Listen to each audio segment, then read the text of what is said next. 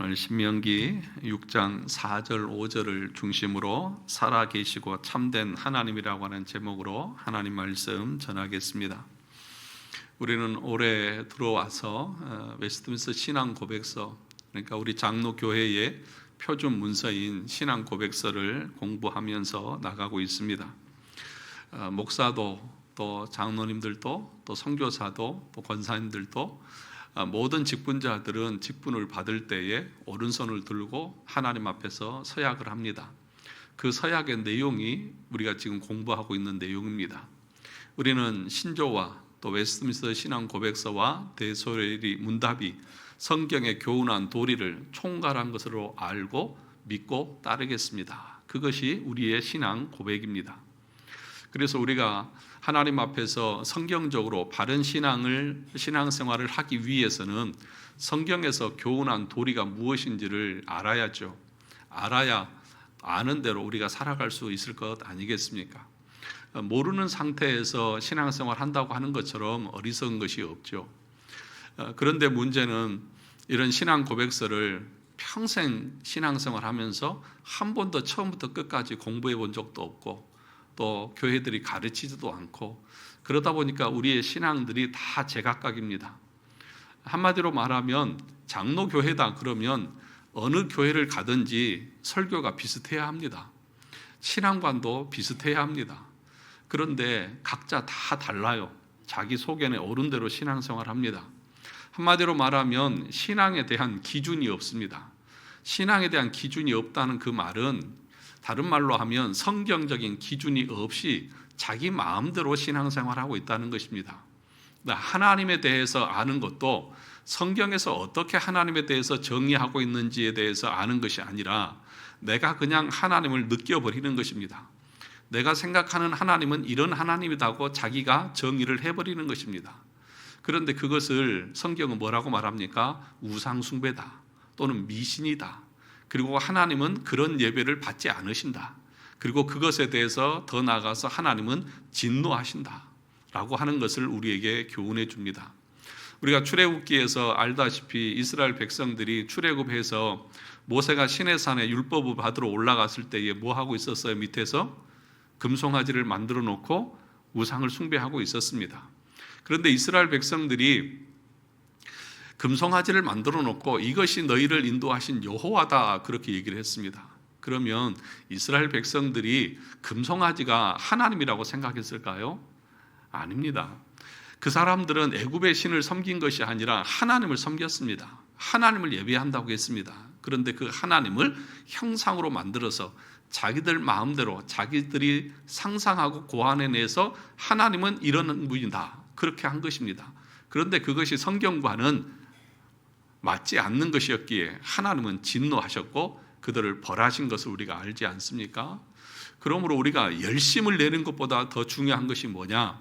그것은 하나님을 올바로 알고 성경에서 가르치는 내용이 무엇인지를 알고 우리가 하나님을 예배하고 신앙생활을 하는 것이 무엇보다도 중요합니다. 그래서 여러분들이 이 신앙 고백서를 지금 이제 1장을 공부했고 오늘 2장을 공부하는데 앞으로 이 공부하는 내용들을 살펴보면은 여러분들이 지금까지 신앙생활했던 그 생각 또 내 마음 이런 것과는 다른 것들이 많이 있을 것입니다. 그럴 때에 아니 목사님 저는 그렇게 생각 안 합니다. 저는 이렇게 생각합니다.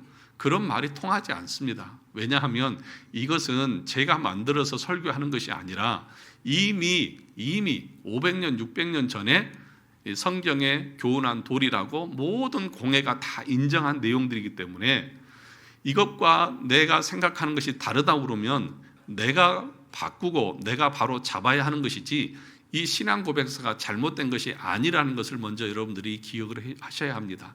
그래서 이 내용들을 잘 듣고 잘 공부하셔서 올바른 신앙생활이 뭔지 올바르게 하나님을 예배한다고 하는 것이 무엇인지를 여러분들이 알고 거기에 맞춰서 신앙생활을 해야 합니다. 그것이 하나님이 기뻐하시는 거고 그것이 하나님이 받으시는 참된 예배라는 것입니다. 그래서 제가 이제 초반이기 때문에 여러분들에게 이런 말씀을 드립니다. 아마도 분명하게 앞으로 가다 보면 여러분의 생각과 다른 내용들이 분명하게 많이 드러날 것입니다. 그럴 때에 아하, 나는 지금까지 이렇게 생각했는데 그것이 잘못되어졌구나, 이것이 맞는 것이구나 라고 여러분의 생각을 교정하는 것이 올바른 신앙의 태도라는 사실을 꼭 기억했으면 좋겠습니다. 오늘은 제2장입니다. 2장은 뭐에 대해서 얘기를 하고 있냐고 하면 하나님의 존재와 또 하나님의 속성에 대해서 이야기를 하고 있습니다.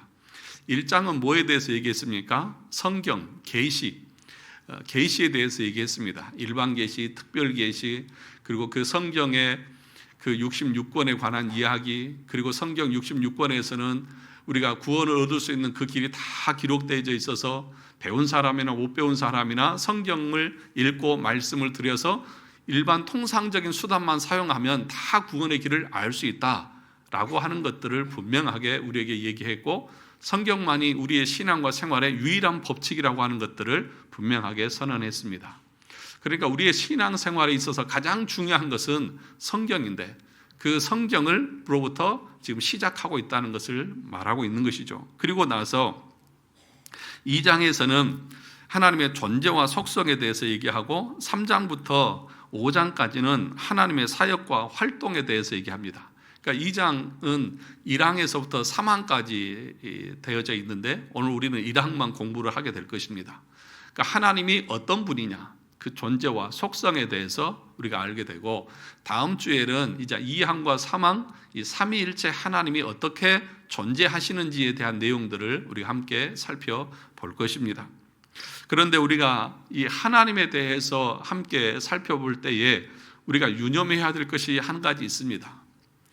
하나님을 우리가 다 이해할 수 있을까요? 하나님 우리가 다 알 수 있을까요?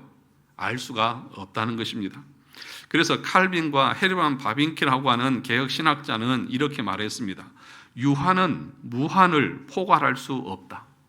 뭐라고요? 유한은 무한을 포괄할 수 없다. 누가 유한해요? 우리 인간이요. 무한하신 분은 누구예요? 하나님이요. 그러니까 유한한 존재가 무한하신 하나님을 다 품을 수 있고 다 이해할 수 있느냐? 있어요, 없어요? 없다는 거예요. 그러니까 그것에 대한 생각을 가지고 하나님을 공부하고 이해하고 나가야지, 아니 목사님 나는 그것에 대해서 내 상식으로는, 내 이성으로는 이해가 안 되니까 저는 그거 받아들일 수 없습니다, 그 말처럼 무지하고 어리석은 것이 없어요. 아니 유한한 존재가 무한하신 분을 어떻게 다 이해할 수 있고 그거 이해 안 된다고 나는 못 믿어, 그렇게 얘기하면 자기의 무지를 드러낸 것뿐이지 그것을 누가 정당하게 받아들일 수 있겠냐고요. 여러분 우리는 내일 일을 모릅니다. 그렇죠? 내일 일 알아요, 몰라요? 아니 지금 예배 마치고 나간 뒤에 무슨 일이 일어날지도 우리는 몰라요. 그런 인간이 내년을 알고 내 인생의 마지막을 다 알 수 있다고, 그래서 하나님에 대해서 얘기할 때 그건 나 이해 못해, 나는 그런 거 받아들일 수 없어, 그렇게 말하면 누가 그것을 똑똑하다고 너는 참 대단하다 그렇게 말할 수 있겠습니까? 그러니까 우리가 이 신앙 고백서를 공부하면서 특별히 하나님에 대해서 또 삼위일체에 대해서 우리가 공부할 때에 난 도저히 이해가 안 돼. 여러분 삼위일체 여러분 공부하신 분도 있지만 본질에 있어서는 동일하고 위격적으로는 삼위로 존재하신다, 이 말이 여러분 이해가 됩니까?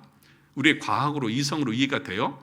그래 나 이해 안 되니까 나 못 믿어, 그렇게 말하는 것은 유한한 존재가 무한한 존재를 다 이해할 수 있는 것처럼 교만을 떠는 어리석음이라는 사실을 꼭 우리가 기억해야 합니다. 오늘 2장을 다시 한번 보시면 주보를 보시죠. 뒤에 보시면 2장 1항에 대해서 써놨는데 같이 한번 보겠습니다. 제가 읽을 테니까 눈으로 따라오시기 바랍니다. 오직 한 분이시며 살아있고 참된 하나님이 계신다. 그분은 존재와 완전함에서 무한하시며 지극히 순수한 영이시고 보이지 않으시고 몸이나 지체나 정욕도 없으시고 불변하시고 광대하시고 영원하시고 완전히 이해될 수 없으시고 전능하시고 지극히 지혜로우시고 지극히 거룩하시고 지극히 자유하시고 지극히 절대적이시며 자기 자신의 영광을 위해 그 그 자신의 불변하고 지극히 의로우신 뜻의 계획대로 모든 일을 행하신다. 또한 하나님은 지극한 사랑이시며 은혜롭고 자비로우시며 오래 참고 선함과 진리가 풍성하시고 불의와 허물과 죄를 용서하시고 부지런히 그를 찾는 자에게 상 주시는 자이며 그럼에도 불구하고 심판에서 지극히 공의롭고 두려우시며 모든 죄를 미워하시고 범죄자를 분명히 형벌하시는 분이시다. 이 하나님의 존재와 속성에 대해서 지금 1항에서 얘기하고 있습니다. 그런데 그 밑에 보면 성경 구절이 엄청나게 많이 기록되어 있죠. 그러니까 지금 여러분 그 내용 보면 오직 한 분 하나님이시며 그리고 일이라고 써 있잖아요. 그리고 그 모든 내용이 번호로 되어 있어서 거기에 대한 이 성경 구절을 다 기록을 해놨습니다. 그러니까 여러분 이 1항에 대한 내용은 누가 만드는 것이 아니라 성경에 있는 모든 내용들을 여기에 가져온 거예요. 그러니까 이게 성경이에요. 성경에서 하나님의 존재와 속성에 대해서 어떻게 말하고 있는지를 이렇게 일목요연하게 잘 정리를 해놓은 것이라는 것이죠. 그러니까 이걸 우리가 받아들일 수 없고 이걸 내가 믿을 수 없다고 하는 것은 성경을 거부하는 것과도 같은 교만이라는 사실들을 우리가 아셔야 합니다. 그러면 첫째로 보면 유일하신 한 분 하나님이 계시다 그렇게 얘기합니다. 오직 한 분이시며 살아있고 참된 하나님이 계신다. 이 말은 하나님 외에는 다른 신은 존재하지 않는다는 말입니다. 구약시대에는 여러 신들이 있었죠. 고대 이스라엘 백성들이 살던 시대에는 여러 신들이 있었습니다. 전쟁의 신이 존재하고 사랑의 신이 있고 다산의 신이 있고 또는 풍요의 신이 있었습니다. 뿐만 아니라 그 나라들마다 자기들을 통치하고 다스리는 신들이 다 있었습니다. 무슨 신이냐면 블레셋에는 다곤 신이 있었고 가나안 사람들에게는 바알과 아세라가 있었고 그리고 유대인들은 여호와라고 하는 그 신을 섬겼던 것이죠. 그러니까 무슨 얘기냐 하면 이 당시에는 다신론입니다. 그러니까 여러 신들이 존재해요.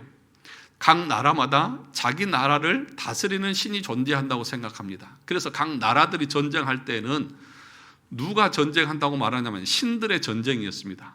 그래서 만약에 자기가 어떤 나라와 전쟁에서 싸움에서 승리하잖아요. 그러면 그 신전을 파괴하고 그 신전에 있는 물건들을 전리품으로 가져옵니다. 그건 뭐예요? 우리 신이 너네 신을 이겼다는 거예요. 그런데 성경은 뭐라고 말합니까? 다신론이 아니라 유일신이다. 오늘 6장 4절을 다시 한번 읽어보겠습니다. 6장 4절 다시 읽겠습니다. 시작. 이스라엘아 들으라. 우리 하나님 여호와는 오직 유일한 여호와이시니 오직 유일한 여호와이시다.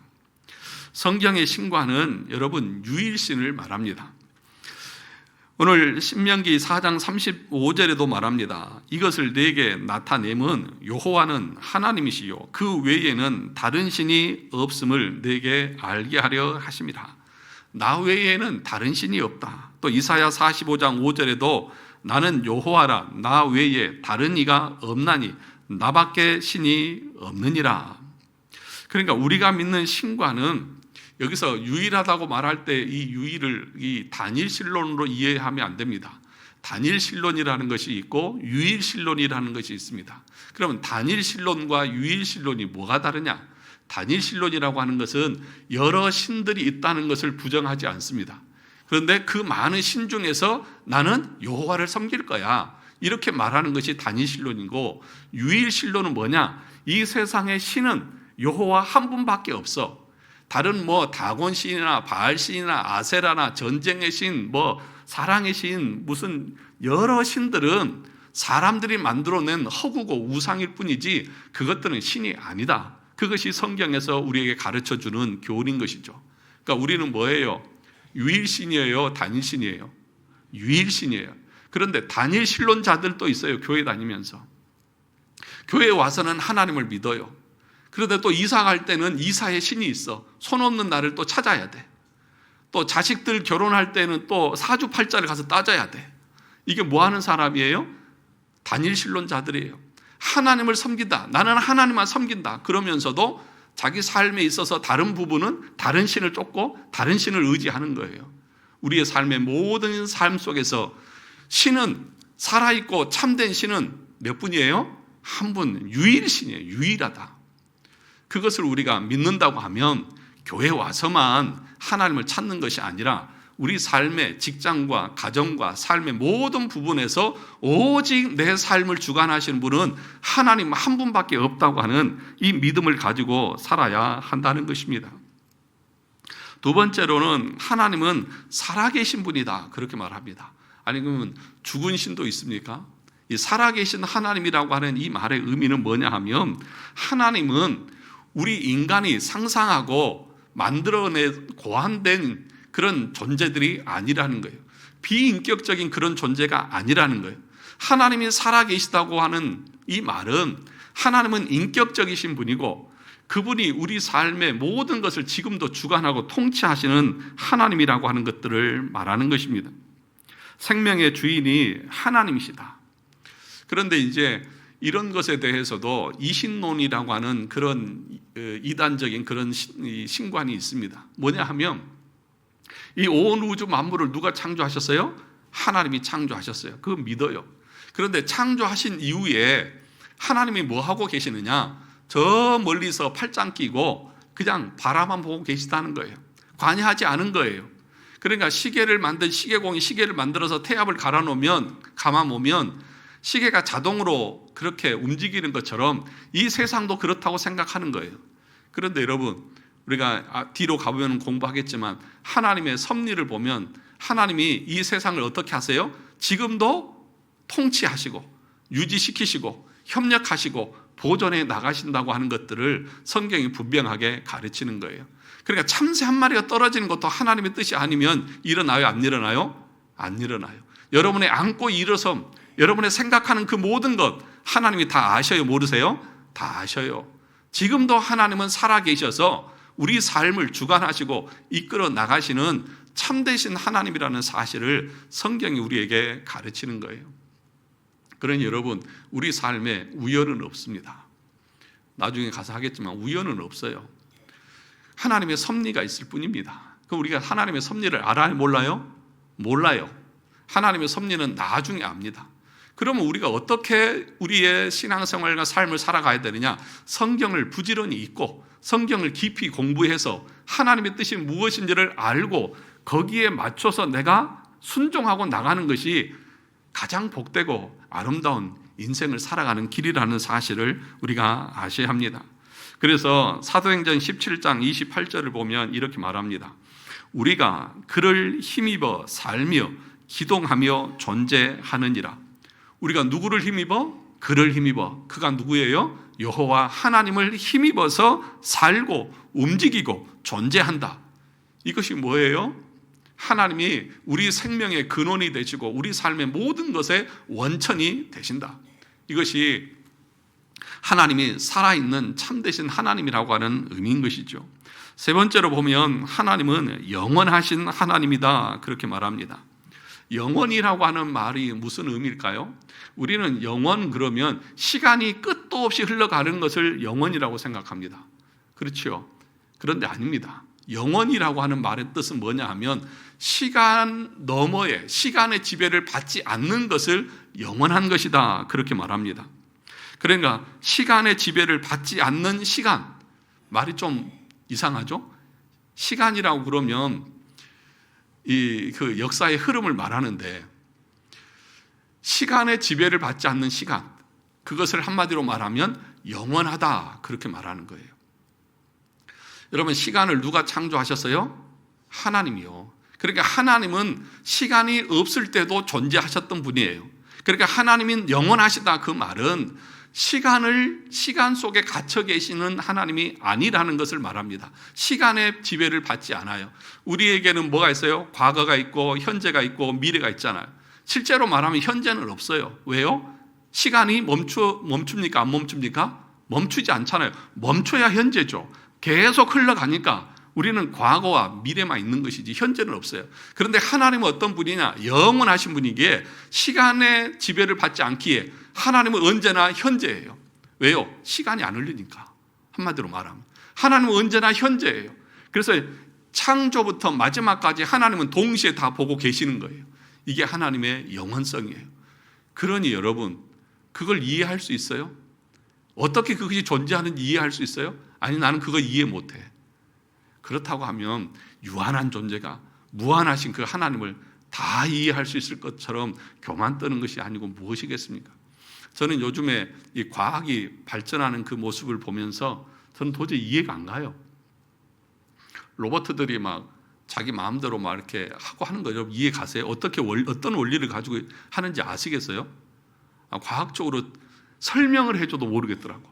양자역학, 양자 컴퓨터, 무슨 뭐 이런 걸 설명을 해줘도 이해가 안 돼요. 그게 어떻게 그렇게 되는지. 그런데 여러분, 그것도 아니고 시간 속에 일어나는 일도 이해를 못하는 사람이 시간 너머에서 일어나는 일을 내가 다 알 수 있다고? 그래서 내가 하나님을 나는 이해가 안 되니까 믿지 못하겠다고? 이것처럼 어리석고 교만한 얘기가 어디 있느냐는 것이죠. 그래서 시편 90편 2절에 보면 이렇게 말합니다. 산이 생기기 전 땅과 세계도 주께서 조성하시기 전 곧 영원부터 영원까지 주는 하나님이시니라. 땅과 세계가 생기기 전부터 하나님은 계셨다. 그분은 영원부터 영원까지, 그것이 영원하다는 거예요. 시간 너머에 계시는 분인. 그래서 하나님께서는 베드로후서 3장 8절에서 하루가 몇 년 같고 천년 같고 천년이 뭐 같다? 하루 같다. 이 표현은 그냥 시간이 쏜살같이 지나간다 이 말이 아니라 하나님에게는 시간의 의미가 없다는 거예요. 그러니까 하루가 천년 같고 천년이 하루 같지, 그 표현을 어떻게 해석할 거예요? 그러니까 하나님은 시간 너머에 영원하신 분이기 때문에 시간 속에 갇히는 분도 아니고 시간의 흐름에 따라서 하나님이 변하시는 분도 아니라는 것입니다. 그래서 출애굽기 3장 14절에서 하나님께서 모세를 보내면서 뭐라고 말했어요? 나는 스스로 있는 자다. 스스로 있는 자다. 아무도 놀라지도 않아요. 나는 스스로 존재한다는데. 여러분, 스스로 존재하신 분 여기 계세요? 엄마가 난 거예요? 아빠가 난 거예요? 대답을 못 하시겠어요? 제가 알려드릴게요. 엄마가 낳은 거예요. 우리 아들들은 늘 그래요. 우리 아들 그러면 아빠 아들 아니야, 엄마가 낳았어. 저한테 맨날 그러면서 저를 놀리거든요. 사랑하는 성도 여러분, 스스로 존재한 인간은 아무도 없습니다. 이 땅에 어떤 것도 스스로 존재한 것이 없습니다. 하나님이 다 창조하셨고 하나님만이 스스로 존재하시는 하나님이라는 것입니다. 그래서 여러분, 성경에서 말하는 영생이라고 하는 것은, 영원한 삶이라고 하는 것은 그냥 끝이 없이 오래 사는 그런 개념이 아닌 것입니다. 영원하신 하나님과 영원토록 함께 거하는 상태를 가리켜서 영생이다 그렇게 말하는 거예요. 왜냐하면 여러분, 지옥에서도 끝이 있어요, 없어요? 없어요. 지옥도 영원히 살아요. 그럼 그거 영생이에요? 지옥에서 그렇게 고통받으면서 오래 사는 것도 끝이 없으니까 영생이에요? 아니에요. 성경에서 말하는 영생이라고 하는 것은 그 영원하신 하나님과 함께 살아가는 그 삶, 그것을 영생이라고 말하는 거예요. 사랑하는 성도 여러분, 저와 여러분들에게 이런 영원한 삶이 있기를 주의 이름으로 축원합니다. 하나님께서는 살아계시고 참되신 하나님이시다. 뿐만 아니라 영이시고 지극히 순수하시고 가장 순결한 영이시다. 가장 순수한 영이시다 그렇게 말합니다. 순수한 영이시다고 하는 그 말의 의미는 죄가 없이 깨끗하다고 하는 그런 의미도 있지만 더 본질적인 의미는 뭐냐 하면, 하나님이라고 하는 존재는, 예를 들면 우리가 로봇을 생각하면 로봇은 여러 부품들이 막 이렇게 조립이 돼가지고 하나의 물체가 딱 만들어지잖아요. 그런 존재가 아니라는 거예요. 하나님이 지극히 순수하시다고 하는 것은 하나님이 본성 자체가 어떤 이것저것 합쳐져서 만들어진 존재가 아니라는 것들을 말하는 것입니다. 그러니까 하나님이 영이시다라고 하는 말은 아주 순수하신데, 그 영적인 존재라고 하는 말을 여기에서는 또 뭐라고 말하냐면, 영은 우리 눈으로 보여요, 안 보여요? 안 보여요. 그래서 육체가 있어요, 없어요? 없어요. 그러면 하나님을 본 사람이 있어요, 없어요? 하나님 본 사람 없잖아요. 그래서 디모데전서 6장 16절에 보면 어떤 사람도 보지 못하였고 또 볼 수 없는 이시니 그에게 존귀와 영원한 권능을 돌릴지어다. 아멘. 그렇게 말씀하고 있습니다. 하나님은 영이시기 때문에 이 세상에 누구도 본 사람이 없어요. 그래서 이 요한복음 4장 24절에서 하나님은 영이시니 예배하는 자가 영과 진리로 예배할지니라 그렇게 말씀하고 있잖아요. 이 말의 의미가 뭐예요? 하나님은 영이시다. 하나님 본 사람이 없어. 그러나 하나님이 예배할 때에 이것이 하나님이다 라고 하는 그런 어떤 형상을 만들고 인간이 그 안에 내서 그런 어떤 예배를 구상하지 말라는 거예요. 그러니까 하나님을 예배할 때에 어떤 이미지를 만들고 어떤 형상을 만들어서 이 이스라엘 백성들처럼 송아지를 만들어 놓고 이것이 하나님이다 이렇게 예배하는 것은 하나님을 모독하는 일이라는 거예요. 그럼 뭘로 하느냐? 말씀을 가지고 진리를 가지고 그 진리에 따라서 그 말씀대로 하나님께서 원하시는 방식으로 하나님을 예배하는 것이 하나님이 기뻐하시는 참된 예배라는 것입니다. 그러므로 사랑하는 성도 여러분 마음 가운데에 하나님에 대한 어떤 이미지, 어떤 형상 이런 것들을 마음에 두고 계신 분 계세요? 하나님은 이런 분이다. 그렇게 하나님을 예배하는 것이 아니라 우리가 하나님을 올바르게 예배하려고 하면 하나님의 말씀을 가지고 하나님을 예배하는 거예요. 왜요? 보이지 않으니까. 볼 수가 없고 만질 수도 없으니까 그분이 어떤 분인지를 모르잖아요. 그럼 어디에 하나님이 어떤 분이라는 게 나와 있어요? 성경이에요. 그러니까 성경에서 교훈한 도리대로 우리는 하나님을 예배하는 것이죠. 그것이 우리가 주장하는 규정적 원리라고 하는 것이에요. 그러니까 성경에 규정한 대로 우리는 하나님을 예배하는 것이다. 그래서 여러분들이 예배를 드릴 때에 그냥 뭐 춤추고 뛰고 난리치고 뭐 북치고 장구치고 막 하면서 우리 마음에 흥분이 일어나고 막 즐거움이 있고 막 이러면 은혜 받았다고 말하잖아요.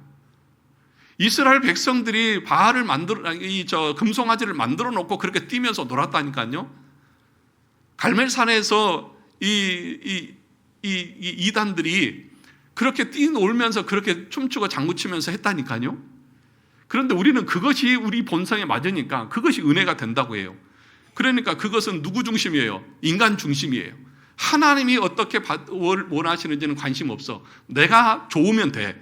이게 예배냐고요? 이건 예배 아닙니다. 하나님 기뻐하시는 것이 아니라는 거예요. 그러면 어떻게 해야 됩니까? 하나님이 어떻게 예배하라고 말씀하신 대로 예배해야죠. 그래서 여러분 우리 예배 모범에 보면 예배를 드릴 때 어떻게 드려야 한다는 것들이 나와 있어요. 지금 졸고 계신 분이 한두 분 계시는데 이거 하나님 모독하는 거예요. 졸면 안 돼요. 집중하셔서 하나님을 예배해야 돼요. 그 예배 모범을 보시면 졸지 말고 본당 예배당에 들어오면 옆 사람하고 얘기하지도 말고 그 하나님 앞에 예배하기 위해서 기도하고 말씀을 은혜 받기 위해서 기도하고 성경 펴놓고 찬송가도 확인해 놓고 이러면서 조용히 묵상하면서 예배를 준비하는 거예요. 그것이 하나님께서 하나님 받으실 만한 예배인 거예요. 목사도 설교를 준비할 때 어떻게 해라 이렇게 나와 있고 목사만 준비합니까? 예배를 드리는 여러분들은 준비 없이 와서 그냥 헐레벌떡 와서 예배 드리면 그것이 하나님 앞에 영광이 되고 은혜가 됩니까?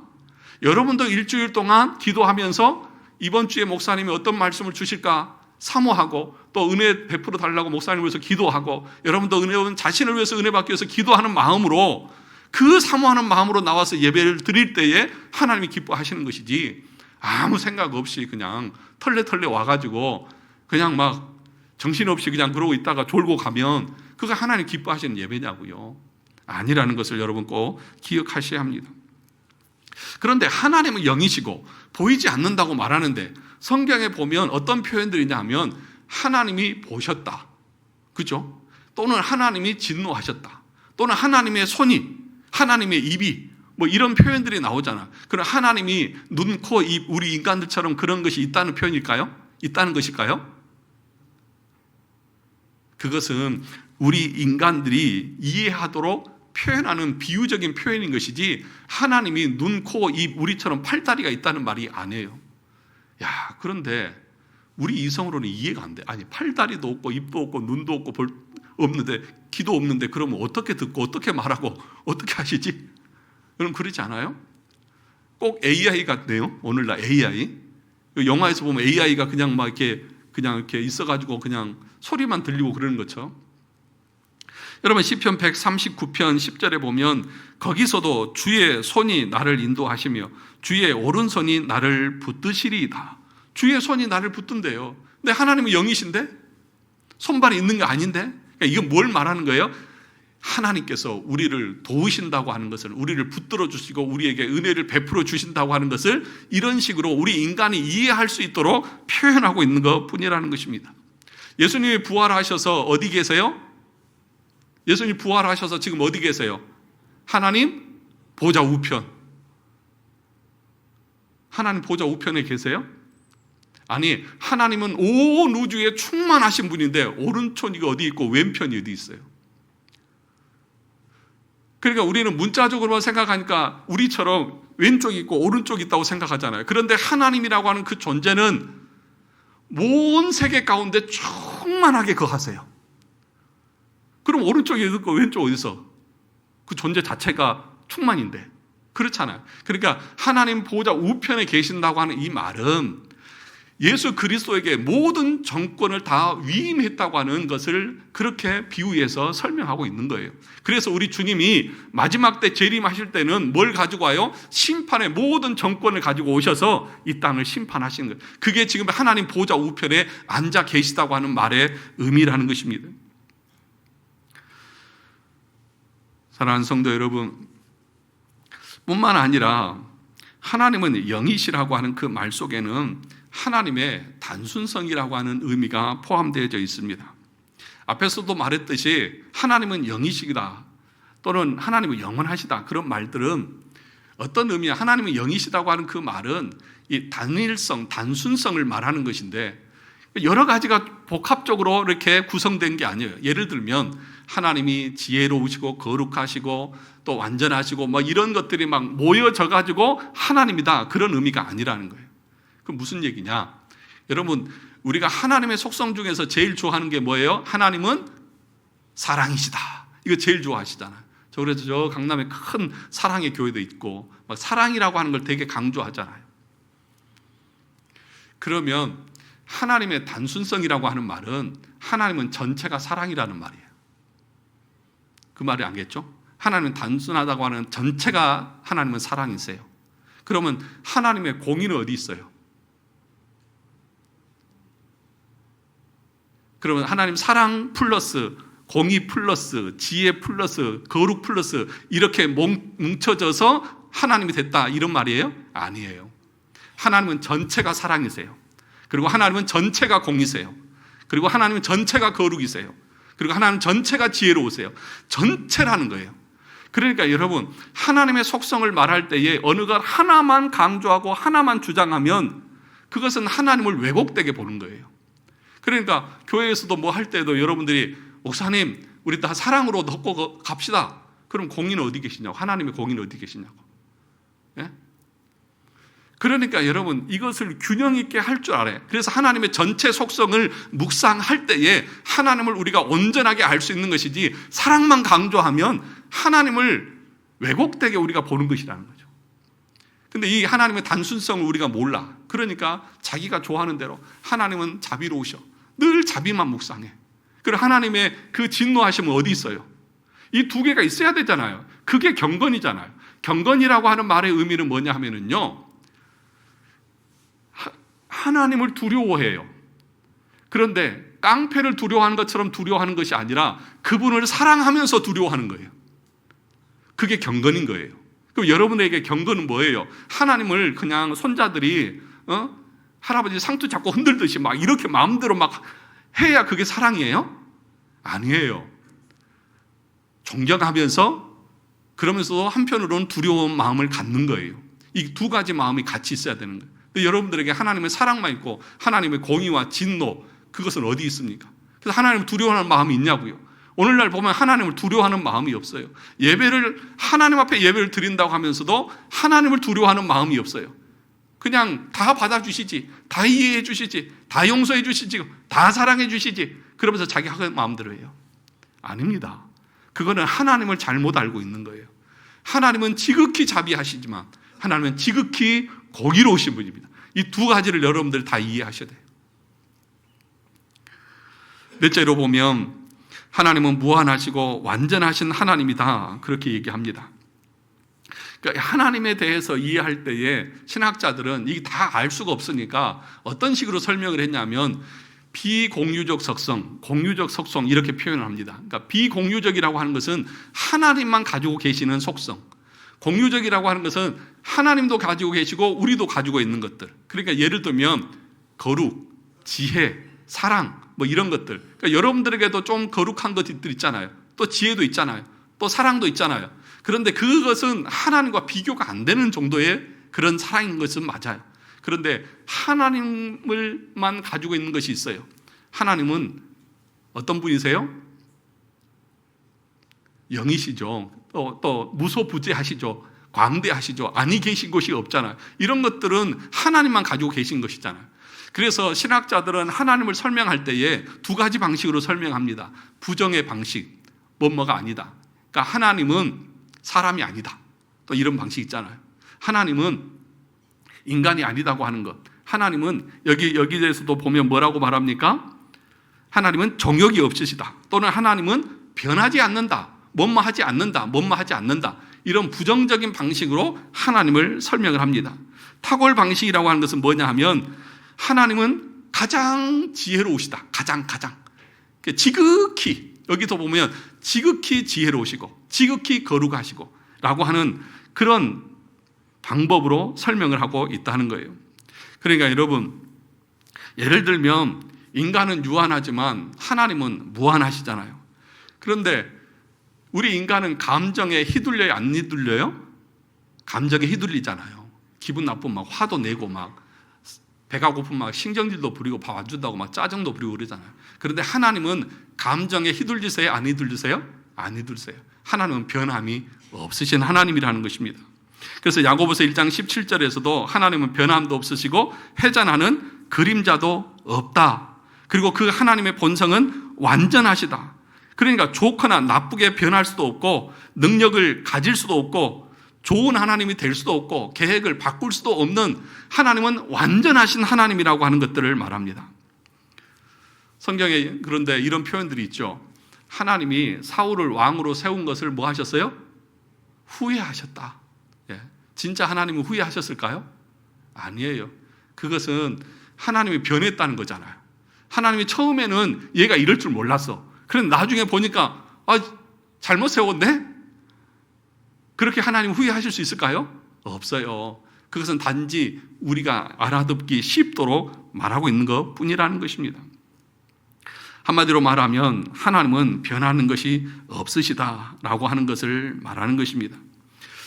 이 변함이 없다고 하는 것이 왜 중요하냐면 말라기 3장 6절에서 이렇게 말합니다. 나 여호와는 변하지 아니하나니 그러므로 야곱의 자손들아 너희가 소멸되지 아니하느니라. 요한은 변한다 안 변한다? 변하지 않는다. 이 변하지 않는 것이 왜 중요하냐? 야곱의 자손들아 너희들이 소멸되지 않는다. 우리의 구원과 관련되기 때문에 그렇습니다. 만약에 하나님께서 변하시는 하나님이다. 상황에 따라서 변한다. 감정적으로 변한다. 그러면 저와 여러분들은 구원받을 수 없습니다. 왠지 아십니까? 하나님이 사람처럼 지금은 이게 기분이 좋으니까 그래 구원 천국 그랬는데 조금 여러분들이 잘못해가지고 기분이 나빠 탈락 취소 하나님이 이렇게 막 여러분들의 마음처럼 조속으로 막 마음이 변해요. 그러면 여러분들이 불안해서 사시겠어요? 살 수가 없어요. 우리는 구원받을 수 없어요. 그런데 하나님은 변하지 않으세요. 한번 결정하시면 한번 작정하시면 그것을 그대로 밀고 가십니다. 여러분들의 어떠함과 상관없어요. 그러니 여러분 우리가 예수를 믿어서 구원을 얻는다고 하는 것은 여러분의 어떤 행위에 근거한 것이 아니라 누구에 근거한 거예요? 하나님의 약속에 근거한 거예요. 그 하나님의 약속은 변해요? 안 변해요? 안 변해요. 안 변한 정도가 아니라 변할 수가 없어요. 이것이 우리의 구원의 확신인 거예요. 이것이 하나님이 불변하시다고 하는 것으로 말미암아서 우리가 얻을 수 있는 위로고 안정이고 안식인 거예요. 만약에 제가 하나님이라고 그러면 여러분 다 죽었어요. 한 사람도 우리 해경이는 모르지만 다른 사람들은 얄짤 없어요. 그런데 하나님은 그렇게 하시는 분이 아니시라는 거예요. 우리 하나님이 변하지 않으십니다. 여러분들을 향한 하나님의 사랑은 변하지 않으세요. 다른 말로 하면 여러분들이 무슨 짓을 해도 하나님이 창세전에 여러분을 선택하신 것에 대해서 하나님은 변함이 없으세요. 그러니까 반대로 말하면 내가 뭘 해서 하나님 앞에 구원을 얻었다고 이렇게 말하는 것은 나는 하나님을 잘못 믿으면 나는 내 구원이 취소돼도 상관없습니다, 이런 말하고 같아요. 그것처럼 어리석은 것이 어디 있어요? 없어요. 하나님 변하지 않으세요. 그것이 우리에게 이런 거예요. 그래서 여러분들이 뭘 해서 하나님을 기쁘시겠다? 그런 말 하지 마세요. 여러분들이 뭘 했다고 해서 하나님 기뻐하시는 것이 아니에요. 여러분들이 뭘 잘못하고 죄지었다고 해서 하나님 슬퍼하시지도 않아요. 왜요? 하나님은 시간 너머에서 처음부터 마지막까지 다 알고 계세요. 사울을 후회했다고 하는 말은 여러분들이 이해할 수 있도록 표현하는 것이지 하나님 후회한 게 아니에요. 다 알고 있어요, 하나님은. 여러분들이 지금 열심히 잘 믿죠? 마지막 말년에 가가지고 나를 배신할 것까지 하나님 다 아세요. 그러니까 내가 뭘 어줍지 않게 뭐 하고 나서 내가 하나님 앞에 이렇게 바쳤네, 드렸네, 이런 말 자체가, 여러분, 하나님은 완전하시다니까요. 부족한 것이 없다니까요. 부족한 것이 없는 분이, 다 완벽하게 완전하신 분이 뭘 더 한다고 해서 거기에 기분이 변화가 있어요? 없어요. 그렇다고 해서 그러면 하나님 앞에 아무것도 하지 말라는 말이냐, 해도 소용이 없다는 말이냐, 그런 말이 아니에요. 하나님 앞에서 어떤 것을 행하고 나서 교만 떨지 말라는 거예요. 너 때문에 뭐가 바뀐 것이 없다는 거예요. 우리는 이런 표현도 쓰잖아요. 내가 기도했더니 하나님이 이렇게 바꾸셨다. 여러분, 기도 때문에 하나님 바꾸신 거 아니라니까요. 내가 기도하니까 이렇게 하나님이 해주셨다, 이거 아니라니까요. 왜요? 여기 본문에 여기 보시면 하나님은 지극히 절대적으로 자신의 뜻과 계획대로 결정하시고 행하시는 분이에요. 그러면 우리가 뭐 때문에 기도해야 됩니까? 왜 기도해야 됩니까? 여러분, 간절히 기도하면, 간이 저리도록 기도하면 하나님은 어떻게 해주세요? 응답해 주십니까? 그렇게 하면 하나님께서 자신의 계획을 바꾸셔서 내 계획대로 바꿔주시는 것입니까? 그러면 하나님이 불변하시는 분이세요? 아니에요. 여러분, 예수님께서 겟세마네 동산에서 3번씩이나 땀방울이 핏방울이 되도록 기도하신 내용이 뭐예요? 자기 뜻대로 이것을 바꿔달라고 기도했어요? 아니에요. 여러분, 정말 우리가 간절히 기도하는 그 기도의 목적은 뭐냐? 하나님, 내 육신의 소욕을 하나님의 뜻대로 바꿔주세요예요. 그래서 결국에는 3번씩 간절하게 기도하고 예수님 뭐라고 기도하셨어요? 내 뜻대로 마옵시고 아버지의 뜻대로 하옵소서. 이게 기도의 목적인 거예요. 왜요? 하나님의 뜻은 변하지 않거든요. 그러면 내가 어떻게 해야 돼요? 뭘 기도해야 돼요? 하나님, 내 욕망이 이런 것인데 이걸 바꿔주십시오. 하나님의 뜻에 맞게. 그리고 하나님의 뜻이 무엇인지 깨닫고 거기에 내가 맞출 수 있도록 나에게 은혜를 달라고 그렇게 간절하게 기도하는 거예요. 그런데 우리는 어떻게 생각해요? 내가 간절히 기도하면 하나님이 뜻을 바꾸셔서 나에게 맞춰주신다고 생각하는, 이것처럼 하나님의 존재에 대해서 부정하는 기도가 어디 있냐고요. 이건 존재의 부정이에요. 왜요? 하나님은 불변하시는데, 하나님은 작정과 계획, 그 섭리가 변하지 않는데, 내가 그러면 기도했는데 하나님 바꾸셨다고? 내가 그러면 하나님을 좌지우지할 수 있는 사람이에요? 이것처럼 교만한 것이 어디 있냐고. 그러니까 여러분, 하나님의 존재에 대한 묵상이 없고 공부가 없으면 이렇게 기도가 잘못 나가는 거예요. 그러면 여러분, 오늘부터 우리 기도 어떻게 해야 될까요?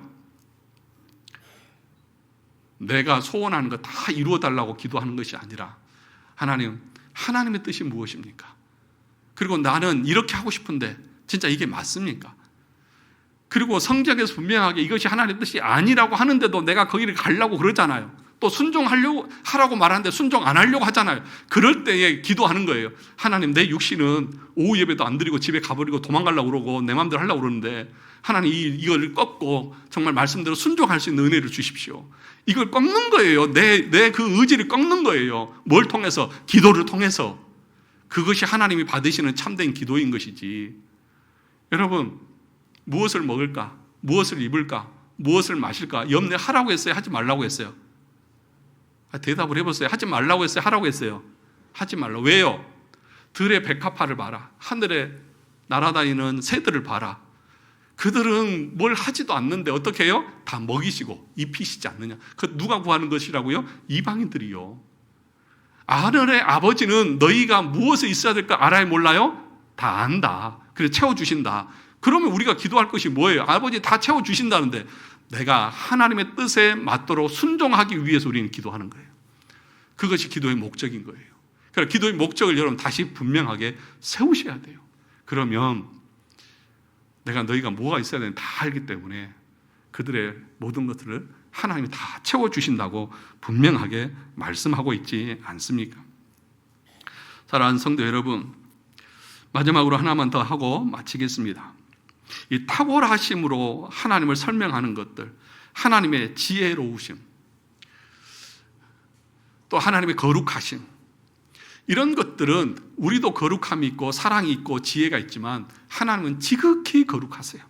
그래서 여러분 로마서 11장 33절에 보면 깊도다 하나님의 지혜와 지식의 풍성함이요 그의 판단은 헤아리지 못할 것이며 그의 길은 찾지 못할 것이다. 하나님은 지극히 거룩하시고 지혜로우셔서 우리가 다 이해할 수 있어요, 없어요? 없다고 분명하게 말합니다. 그래서 우리 어떤 행위도 하나님 앞에 뭔가를 더 할 수 없다. 왜요? 가장 거룩하시고 가장 지혜로우시기 때문에. 그래서 여러분 욥기 22장 2절과 3절에 보면 이렇게 말합니다. 한번 들어보세요. 사람이 어찌 하나님께 유익하게 하겠느냐? 하나님 앞에 유익하게 할 수 있어요, 없어요? 없어요. 지혜로운 자도 자기에게 유익할 따름이니라. 내가 의로운들 전능자에게 무슨 기쁨이 있겠으며 네가 의로운들, 네가 선을 행한들, 어떤 공로를 행한들 그것이 하나님 앞에 무슨 기쁨이 되겠느냐고요. 여러분 좀 절망적이십니까? 지금까지는 다 하나님의 기쁨을 위해서 했는데 그러니까 무슨 얘기냐? 교만하지 말라는 거예요. 네가 뭐 한다고 해서 하나님이 기뻐하는 거 없어. 왜? 그분은 완전히 기쁨으로 충만하시기 때문에. 더 나아가서 이렇게 말합니다. 내 행위가 온전한들 그에게 무슨 이익이 되겠느냐? 네 행위가 온전한들 하나님 앞에 무슨 이익이 되겠냐고요. 여러분 이런 말씀을 좀 써놓으세요. 밑줄 그어놓고 내가 뭔가를 하나님 앞에 행하고 나서 교만 떨고 내가 나 때문에 이렇게 됐네, 나 때문에 이렇게 됐네 이런 말을 할 때마다 이런 말을 보시라고요. 네가 어떻게 인간이 하나님 앞에 유익을 줄 수 있어? 네 유한한 존재가 무한하신 하나님 앞에 무슨 유익을 줄 수 있고 무슨 기쁨을 줄 수 있고 네 행위가 하나님 앞에 무슨 도움이 되겠다고 네가 무슨 그렇게 교만을 떨어? 우리가 할 수 있는 건 뭐예요? 감사하는 거예요. 나를 이렇게 사용해 주셔서 감사합니다. 내 마음이 이렇게 하나님을 기뻐할 수 있는 마음을 주신 거 감사합니다. 이것인 것이지 내가 뭘 했다고 해서 무슨 뭐 지분을 주장하고 내가 뭐 권리를 주장하고 이런 것이 하나님 앞에서는 얼마나 어리석고 무지하고 교만한 것인지를 우리가 알아야 한다는 것입니다. 사랑하는 성도 여러분, 마지막 구절을 보시면 하나님은 이 모든 것을 자신의 영광을 위해서 하신다고 그렇게 말씀합니다. 그러면서 뭐라고 말하느냐? 하나님의 말씀을 따라서 순종하는 자들에게는 가장 많은 사랑과 은혜와 자비와 인내와 진실로 우리의 죄를 용서하시고 우리에게 자비를 베풀어 주시는 하나님이다. 그러나 반대로 그것을 거역하는 자들에게는 하나님은 심판하시는 공의의 하나님이시라고 하는 사실을 분명하게 말씀하고 있습니다.